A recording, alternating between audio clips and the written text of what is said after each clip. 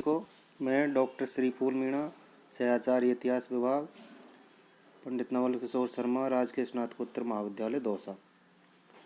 आज बीए प्रथम वर्ष के इतिहास के प्रथम पत्र में हम जो अध्ययन करेंगे वो टॉपिक है जनपदों एवं महाजनपदों का अभ्युदय, राजतंत्र एवं गणतंत्र। सर्वप्रथम है महाजनपदों का युग। ईसा पूर्व 6वीं शताब्दी भारतीय इतिहास में एक महत्वपूर्ण स्थान रखती है, क्योंकि इस काल में देश की राजनीतिक गतिविधियां सुसंगठित होकर अधिक विकसित हुई थी। उत्तर वैदिक काल तक आर्य राज्यों का आधार जन या जाति था। जो जाति या वंश जहाँ पर बस जाता था उसके नाम पर प्रदेश का या प्रांत का नाम रख दिया जाता था। ऐसे राज्यों को जन अथवा जातीय राज्य कहा जाने लगा था। राज्य की कल्पना ही जातीय थी। राज्य में अन्य जातियों के लोग भी रहते थे, परंतु उनका स्थान गौण माना जाता था। उत्तर वैदिक काल के पश्चात राजनीतिक स्थिति में महत्वपूर्ण परिवर्तन हुए। भिन्न भिन्न जातियों के एक प्रदेश में बस जाने के कारण वो जनपद कहे जाने लगे। अब जातीय या जन के स्थान पर जनपद या प्रदेश का महत्व बढ़ने लगा। राज्य की कल्पना जाति के स्थान पर भौगोलिक हो गई तथा लोग अब उन्हें जनपद के नाम से पुकारे जाने लगे। 6वीं शताब्दी ईस्वी पूर्व के प्रारंभ में भारत में किसी का एक छत्र राज्य नहीं था। भारत अनेक छोटे बड़े राज्यों में विभाजित था, जिनमें से कुछ राजतंत्र व अन्य गणतंत्र थे। इस समय की भारत की राजनीतिक स्थिति तत्कालीन यूनान की स्थिति के समान ही थी। ये जनपद जो है वो अपने साम्राज्य विस्तार के लिए आपस में संघर्ष करते रहे और अपनी सीमाओं का विस्तार करते रहे। जिन जनपदों ने अपेक्षाकृत अपने साम्राज्य का विस्तार ज़्यादा कर लिया वो महाजनपद कहलाने जाने लगे थे। अब है सबसे पहले 16 महाजनपद। बौद्ध एवं जैन ग्रंथों से हमें ये ज्ञात होता है कि तत्कालीन भारत में केंद्रीय सत्ता का अभाव था और भारत जो है वो कई छोटे छोटे राज्यों में विभाजित था। ये राज्य अपनी राजनीतिक उत्कर्ष और प्रादेशिक विस्तार के लिए आपस में एक दूसरे से हमेशा संघर्ष करते रहते थे। इन राज्यों में से अधिकांश राज्यों में राजतंत्रात्मक सत्ता थी, परंतु कुछ में गणतांत्रिक शासन व्यवस्था भी थी। बौद्ध साहित्य से महात्मा बुद्ध के आविर्भाव से पूर्व एवं उनके समय में महाजनपदों के अस्तित्व का पता चलता है। इनमें 16 राज्य प्रमुख थे, जिन्हें षोडश महाजनपद के नाम से पुकारा जाता है। बौद्ध तथा जैन ग्रंथ एवं पुराणों में दी गई सूची के अनुसार इन राज्यों के नाम और उनकी राजधानियां निम्नलिखित है। सबसे पहला जो महाजनपद है वो है अंग। अंग का महाजनपद आधुनिक बिहार के मुंगेर और भागलपुर जिलों में फैला था। चंपा नदी इस महाजनपद को मगध राज्य से पृथक करती थी। चंपा और गंगा के संगम पर इसकी राजधानी बसी हुई थी, जिसका नाम चंपा था। तत्कालीन साहित्य में चंपा नगरी को भारत की प्रमुख नगरियों में से एक बतलाया गया है। दूसरा जो महाजनपद है वो है मगध। प्राचीन मगध का राज्य बिहार में गया और पटना के जिलों में फैला हुआ था। मगध का राज्य उत्तर पश्चिम में गंगा और सोन नदी से, दक्षिण में विंध्य पर्वतमाला के किनारे तथा जंगल से और पूर्व में चंपा नदी से सुरक्षित था। इसकी राजधानी का नाम गिरिब्रज था। ब्रह्मसार ने इसका नाम बदलकर राजगृह रखा था। बाद में पाटलिपुत्र इसकी राजधानी बनी। तीसरा जो है वो है काशी। 16 महाजनपदों में काशी का महाजनपद सबसे अधिक प्राचीन माना जाता है। यह अपनी आध्यात्मिक भौतिक उन्नति के लिए विख्यात था। काशी की धन संपदा और समृद्धि ही उसके पतन का कारण बनी थी। इसकी राजधानी वाराणसी अत्यंत ही गर्मावान नगर रहा। इसका विस्तार 36 मील में था। बौद्ध एवं जैन ग्रंथों में भी काशी के महत्व का विवरण मिलता है। चौथा जो महाजनपद है वो है कौशल। ये राज्य आधुनिक उत्तर प्रदेश के अवध क्षेत्र में फैला हुआ था। इसकी राजधानी का नाम श्रीवास्ती था। अयोध्या और साकेत इसके दो अन्य प्रसिद्ध नगर थे। प्राचीन काल में यहाँ पर सूर्य वंश के प्रतापी शासकों ने शासन किया था, जिनमें मानधाता, सत्यवादी, हरिश्चंद्र, दिलीप, रघु, दशरथ और मर्यादा पुरुषोत्तम राम के नाम विशेष रूप से उल्लेखनीय माने गए हैं। पांचवा महाजनपद है बज्जी। यह महाजनपद गंगा नदी के उत्तर में नेपाल की पहाड़ियों तक फैला हुआ था। यह प्राचीन भारत का एक प्रसिद्ध गणराज्य था। इसमें छोटे छोटे 8 गणराज्य सम्मिलित थे, जिनमें विदेह, लिच्छवी और ज्ञात्रिक मुख्य थे। इन गणराज्यों की संघीय राजधानी वैशाली थी। महावीर स्वामी यहीं के थे।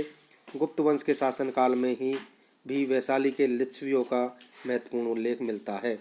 यहाँ के व्यापारी काफ़ी समृद्ध अवस्था में थे। छठा जो महाजनपद है वो है मल्ल। इस महाजनपद का उल्लेख महाभारत में भी मिलता है। यह वज्जी संघ के पड़ोस में ही था। यहाँ गणतंत्रात्मक शासन पद्धति थी। यह गणराज्य 2 भागों में बटा हुआ था। एक की राजधानी कुशीनगर थी और दूसरे भाग की पावा थी। मल्ल लोग अपनी साहसिकता तथा युद्ध प्रियता के लिए विख्यात माने जाते थे। कालांतर में मगध राज्य ने इस गणराज्य को अपने साम्राज्य में लीन कर लिया। भगवान बुद्ध ने कुशीनगर में ही अपने प्राण त्यागे थे। सातवां महाजनपद है चेदी। यमुना नदी के पास आधुनिक बुंदेलखंड में चेदी महाजनपद फैला हुआ था। इसकी राजधानी का नाम शक्तिमती था, जो इसी नाम की नदी के तट पर बसी हुई थी। डॉक्टर मीरासी के अनुसार यह महाजनपद आधुनिक बुंदेलखंड में फैला हुआ था। राजस्थान के मत्स्य राज्य से इसके मैत्रीपूर्ण संबंध थे। आठवां जो महाजनपद है वह है वत्स। यह महाजनपद गंगा नदी के दक्षिण में स्थित था। इसकी सीमाएं कौशल राज्य को छूती थी। वत्स की राजधानी कौशाम्बी थी।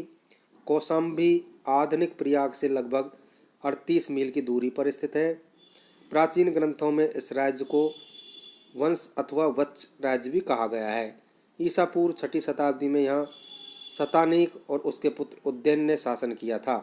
राजा उद्यन अपने युग का एक प्रसिद्ध शासक माना गया है। इसकी मृत्यु के बाद मगध राज्य ने इस राज्य को हड़प लिया था। 9वां जो महाजनपद है वो है कुरु। आधुनिक दिल्ली मेरठ के आसपास कुरु महाजनपद फैला हुआ था। इसकी राजधानी इंद्रप्रस्थ मानी जाती है, जो एक प्रसिद्ध तीर्थ थी। महाभारत कालीन पांडव वंश के युधिष्ठिर के वंशजों ने इस पर शासन किया। कालांतर में पांडव राजवंश का पतन हो गया और छोटे छोटे राज्यों का उदय हुआ। उन सब ने मिलकर कुरु गणराज्य की स्थापना की। महात्मा बुद्ध के समय में कुरु महाजनपद अपनी ख्याति एवं समृद्धि को खो चुका था। 10वां जो महाजनपद है वो है पांचाल। वर्तमान रुहेलखंड और यमुना नदी के मध्य पांचाल राज्य ईसा पूर्व की 6वीं शताब्दी में स्थित था।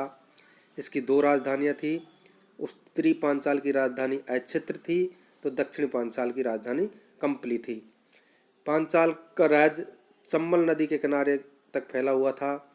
कुछ समय तक दुर्मुख और राजा चूलानी ब्रह्मदत्त ने यहाँ पर शासन किया, परंतु उनके वंशों के पतन के बाद यहाँ गणराज्य कायम हो गया। 11वां जो महाजनपद है वो है मत्स्य। राजस्थान के जयपुर, भरतपुर एवं अलवर जिले में मत्स्य महाजनपद फैला हुआ था। ये एक बड़ा विस्तृत राज्य था। इसकी सीमाएं अरावली की पहाड़ियों से सरस्वती के नदी के तट तक फैली हुई थी। जयपुर के पास स्थित आधुनिक बैराट इसकी राजधानी थी और इस युग में इस नगर को विराट नगर के नाम से पुकारा जाता था। महाभारत काल में राजा विराट मत्स्य में शासन कर रहे थे। इसकी राज्य सभा में पांडवों ने अपना वनवास काल का अंतिम वर्ष छद्मवेश में बिताया था। उस समय मत्स्य का पड़ोसी राज्य अलवर राज्य के अधिकार में था।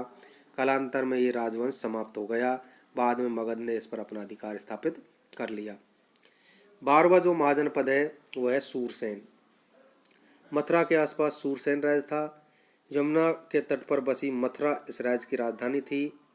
यह यादवों का राज्य था। यादव वंश के कुनिंद नामक राजा ने काफ़ी ख्याति पाई थी। भगवान श्री कृष्ण यादवों की एक शाखा वैष्णव वंश से संबंध थे। यहाँ राजतंत्रात्मक शासन पद्धति थी। 13वां जो महाजनपद है वो है अस्मक। अस्मक का दूसरा नाम अस्क था। यह महाजनपद दक्षिण में गोदावरी नदी के आसपास के क्षेत्रों में बसा हुआ था। इन 16 महाजनपदों में यही सबसे दक्षिण में बसा हुआ था। इसकी राजधानी का नाम पोतन अथवा पौधन्य था। यहाँ इक्ष्वाकु वंश की एक शाखा ने अपना राज्य स्थापित किया। यहाँ राजतंत्रात्मक शासन था। 14वां जो महाजनपद है वो है अवंती। यह महाजनपद वर्तमान मालवा में था। यह एक विशाल महाजनपद था। उत्तर में क्षिप्रा नदी से आगे ग्वालियर के पास स्थित ऐरान तुम्ब वन से दक्षिण में नर्मदा की घाटी तक यह महाजनपद फैला हुआ था।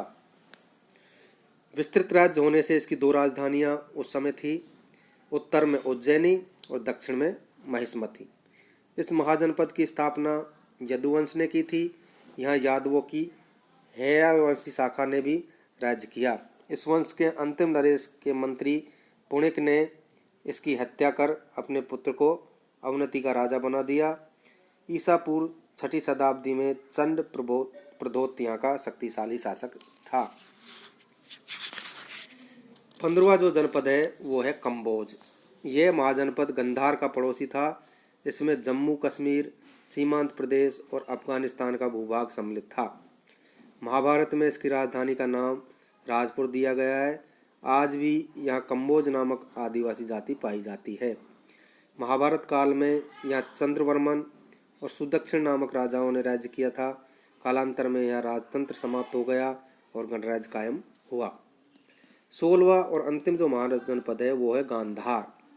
यह महाजनपद आधुनिक पश्चिमोत्तर सीमांत प्रांत जो अब पाकिस्तान में स्थित है उसकी राजधानी तक्षशिला थी। गांधार देश विद्या एवं कला का केंद्र होने के कारण प्रख्यात था। इसने मगध नरेश बिम्बिसार की राजसभा में अपना राजदूत भी भेजा था। इस प्रकार ईसा पूर्व की 6वीं शताब्दी का भारत प्रमुख 16 महाजनपदों में बटा हुआ था।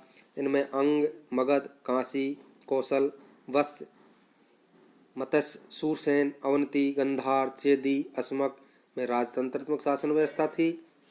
कुरु, पांचाल, कम्बोज आदि में राजतंत्र को समाप्त करके गणतंत्रात्मक शासन स्थापित किया गया था। वज्जी और मल्ल महाजनपद में शुरू से ही गणतंत्रात्मक शासन रहा था। देश में कुछ अन्य गणराज्य भी थे। गणराज्यों की अपनी शासन प्रणाली थी जिसका अध्ययन करना सामयिक होगा।